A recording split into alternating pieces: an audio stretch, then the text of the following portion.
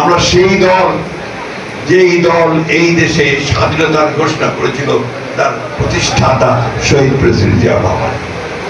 আমরা সেই দল, যে দলের প্রতিষ্ঠাতা এখানে বহুদলীয় গণতন্ত্রের প্রবর্তন করেছিল।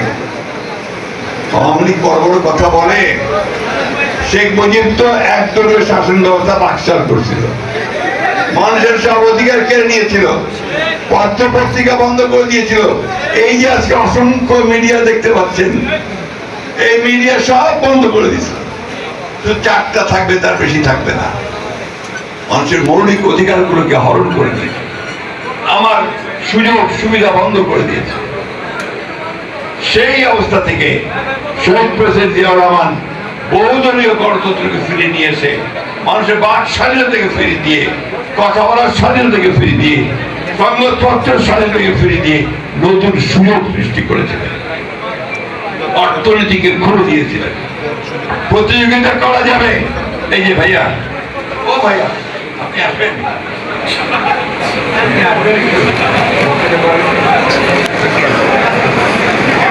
সমস্যা আমরা কেউ ধৈর্য ধরতে পারি না। এই কয়েকটা মিনিট ধৈর্য ধরে না, অনেক ধৈর্য ধরছে গরমের মধ্যে। এত দূর থেকে আসছি ঢাকা থেকে, দু একটা কথা বলে না গেলে আমারও খারাপ লাগবে, তাই না? মাঝে বাইরেও খারাপ লাগবে, আপনাদেরও খারাপ লাগবে, আমার ভাই গৌসেরও খুব খারাপ লাগবে। পিটিয়ে পিটিয়ে ওর শরীর জর্জরিত করে দিয়েছে হাসিনা সরকার। বেরি হাতে পায়ে বেরি দিয়ে আটকে রাখতো।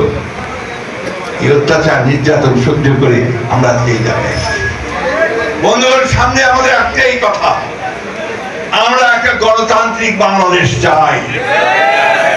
আমরা আমাদের তরুণ যাতে, যুবক যাতে তাদের কর্মসংস্থান সৃষ্টি করতে চাই। আমরা বাংলাদেশকে একটা উন্নত রাষ্ট্রে পরিণত করতে চাই। সেই জন্য আমরা বিএনপি থেকে 31 দফা দিয়েছি, তাই না?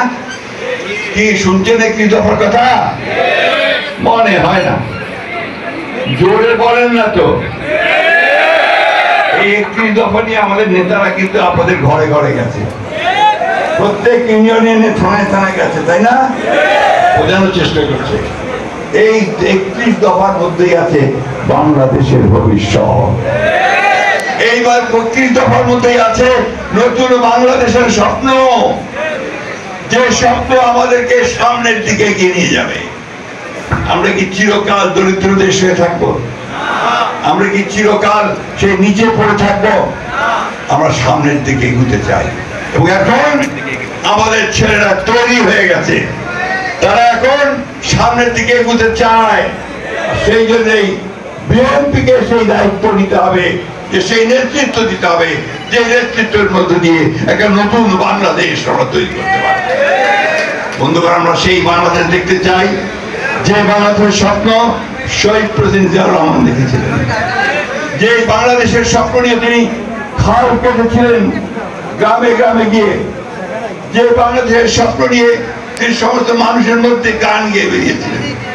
সেই স্বপ্ন দেখতে চাই, যে স্বপ্ন আমাদের নেত্রী দেশনেত্রী বেগম খালেদা জিয়া গ্রামের গ্রামান্তরে চারণ কবির মতো গান গিয়ে, গণতন্ত্রের গান গিয়ে মানুষকে উজ্জীবিত করেছিলেন। আমরা সেই স্বপ্ন দেখতে চাই, যার স্বপ্ন আমাদেরকে এখন আমাদেরকে তরুণ নেতা তারেক রহমান সাহেব দেখাচ্ছেন। একটা আসুন আমরা সবাই মিলে একটা নতুন বাংলাদেশ গড়ে তুলি। সহজে হবে না, কারণ শত্রু অনেক, বাধা দিতে চায়, আটকাতে চায়, দেরি করতে চায়। আমাদেরকে সেগুলোকে কাভার করে দিতে হবে, আমাদেরকে পার হতে হবে। আমি পরিষ্কার করে বলতে চাই, সরকারকে বলতে চাই, অন্যান্য রাজনৈতিক দলগুলোকে বলতে চাই, যত নির্বাচনের দেরি হবে তত বাংলাদেশ পিছিয়ে যাবে। বিনিয়োগ আসবে না, ইনভেস্টমেন্ট হবে না, আমার ছেলেদের জব অপরচুনিটিস তৈরি হবে না, আমার মায়েরা মেয়েরা আরো বেশি নিরাপত্তা হারাবে, ডেমোক্রেসি আরো বাড়বে, জুডিশিয়াল সিস্টেম ভেঙে পড়বে, আইন শৃঙ্খলা পরিস্থিতি ভেঙে পড়বে। সেই জন্য দরকার একটা নির্বাচিত সরকার, যে সরকারের পেছনে মানুষ আছে, যে সরকারের পেছনে জনসমর্থন আছে। বন্ধুগণ, সবসময় মনে রাখবেন যে নির্বাচিত সরকারের চাইতে শক্তিশালী কোন সরকার হতে পারে না। আমি ধন্যবাদ জানাতে চাই আমাদের অন্তর্বর্তীকালীন সরকারের প্রধান উপদেষ্টা প্রফেসর ডক্টর ইউনূসকে, যে তিনি আমাদের নেতা জনাব তারেক রহমানের সঙ্গে লন্ডনে কথা বলে 26 ফেব্রুয়ারি মাসের মাঝামাঝি সময়ে নির্বাচনের একটা সময় ঠিক করেছেন, তাই না? আর আপনাদের দায়িত্ব কি? আপনাদের দায়িত্ব কি খালি নিজেরা জোগাড় করবেন? এখন ওই নির্বাচনের জন্য প্রস্তুতি নেন। সেই নির্বাচনের প্রস্তুতিটা কি? মানুষের মধ্যে ভালোবাসা তৈরি করেন। বিএনপি মানুষকে যেন মানুষ ভালোবাসে, বলে হ্যাঁ বিএনপি ছাড়া আমাদের আর কোনো উপায় নাই।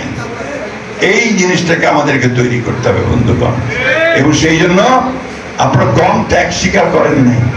আমি জানি এই সিলেটে অসংখ্য মানুষের মিথ্যা মামলা আছে, এখন প্রত্যাহার হয়নি।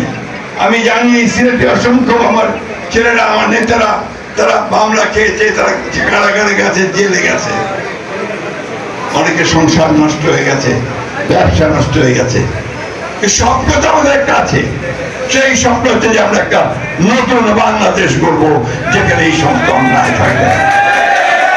তাই বন্ধুগণ, আমি আজকে আপনাদের কাছে আবেদন জানাতে চাই যে আসুন, আমাদের বিরুদ্ধে যেন খারাপ কথা কেউ বলতে না পারে, আমাদের দিকে আন্দোলনটাকে কেউ যেন না বলে যে আমরা খারাপ কাজ করছি, কারো জমি দখল করেছি, ব্যবসা দখল করেছি, চাঁদাবাজি করেছি, এই কথা যেন কেউ বলতে না পারে।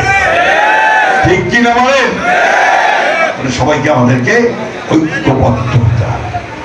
আমাদেরকে আমাদের নেতা তারেক রহমান সাহেব, আমাদের নেত্রী দেশনেত্রী বেগম খালেদা জিয়া আমাদেরকে যে ইঙ্গিত দিয়েছেন, যে পথ দেখিয়েছেন, যে নির্দেশ দিয়েছেন, এগিয়ে চলো সামনের দিকে, জয় আমাদের সুনিশ্চিত, জয় আমাদের সুনিশ্চিত ইনশাআল্লাহ।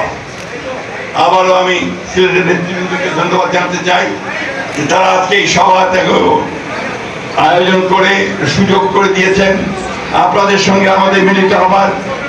সময়টা খুব খারাপ, দুপুর বেলা, প্রচন্ড গরম, সবাই একেবারে সিদ্ধ হয়ে যাচ্ছেন, কিন্তু তারপর একটা তো সুযোগ হলো কথা বলার, তাই না? এরপরে ইনশাআল্লাহ আবার খোলা মাঠে আপনাদের সঙ্গে দেখা হবে। যেমন দেশনেত্রী বেগম খালেদা জিয়া আলিয়া মাদ্রাসায় বক্তৃতা করেছিলেন, মনে আছে আপনাদের? ঠিক সেইভাবে আবারও আমরা তারেক রহমান সাহেবকে নিয়ে সেইখানে আলিয়া মাদ্রাসায় বক্তৃতা, আমার সঙ্গে আপনারা একবার নতুন বাংলাদেশ তৈরি করবেন, তারেক সাহেবের নেতৃত্বের সামনের দিকে এগিয়ে যাবেন ইনশাআল্লাহ। আসুন, আজকে আমরা এই সালাম ভাই, আমাদের মারেক ভাই, আমাদের কায়ুম ভাই, আমাদের গৌস ভাই, আমাদের জীবন ভাই, কাদির ভাই, রুনা আপা, সকলকে আরো আছেন অনেকে এখানে, তাদের সকলকে নিয়ে একসঙ্গে আমরা সামনের দিকে এগিয়ে যাব। অনেক ধন্যবাদ, ভালো থাকবেন, সুস্থ থাকবেন। আসুন আবার আমরা নতুন বাংলাদেশ গড়ি। দাঁড়ান, আমাদের আসল কাজটা এখনো হয়নি, দাঁড়ান। এখন তো আমাদের আসল যেটা দোয়া, আমাদের শহীদ প্রেসিডেন্ট জিয়া রহমান সাহেবের জন্য দোয়া, আমাদের দেশ নেত্রী বেগম খালেদা জিয়ার জন্য দোয়া, তারেক রহমান সাহেবের জন্য দোয়া, আরাফাত রহমানের জন্য দোয়া, এবং যারা আমাদের জন্য প্রাণ দিয়েছেন তাদের সকলের জন্য এখন আমরা দোয়া করবো। আসসালামু আলাইকুম, খোদা হাফেজ। বাংলাদেশ জিন্দাবাদ, বাংলাদেশ জাতীয়তাবাদী দল।